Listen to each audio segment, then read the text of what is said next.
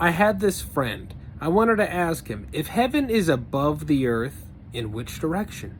Because if you jump anywhere on earth and you increase altitude and the speed of time passage, that is up.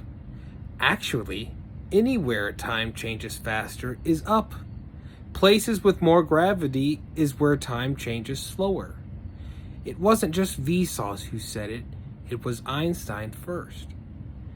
Friend, guy, I literally cannot answer this stuff about where heaven would be, and I think you would know more just out of my curiosity. I don't believe in it myself, but I just wonder, where is it supposed to be? Down as hell, in the center of Earth. Earth is never far from hell then. Hell moves throughout space with Earth as its dressage. Earth is merely hell's clothing. Would that imply heaven is as far the hell away from Earth as possible? Would that mean that perhaps heaven has a hollow shell full of hell in the Earth's center? They'd have a saying in heaven like, "Don't go downtown, go to the other town over there where it's fun." That would mean heaven revolves around its domain, where hell is at any given time. Do they depend on each other in one way or another? Why do they seem so attached by location? I could never figure out the answer to where heaven is.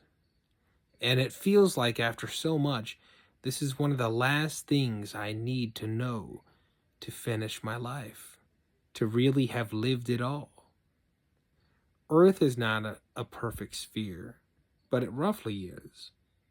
Is heaven towards the North or South Pole? Does God favor Santa Claus or penguins more than the other? Maybe it's the South Pole. A loving God would make it easier for flightless, sliding, waddling, skidding cold birds to get to heaven because it's 7,900 miles closer than a heavy guy who has 8 flying magical reindeer, one of which hasn't been taken to the vet, but it's still in front. These reindeer take him to billions of homes in one day. Santa will have no trouble getting to heaven, I think, just whiplash. I support cold birds. You want a strong house? Make it out of the belly skins of penguins. In order for that very idea to not backfire, we need to make penguins fuck. To make more penguins. I don't know how to turn a penguin on. Do I throw a snowball at its half-frozen prick, or a chunk of salt at its half-frozen prick? What is it like? How do I give this cold bird actual wings, red wings even, instead of flaps? A stomach exterior should not be a considerable source of mobility. Fucking help the penguins.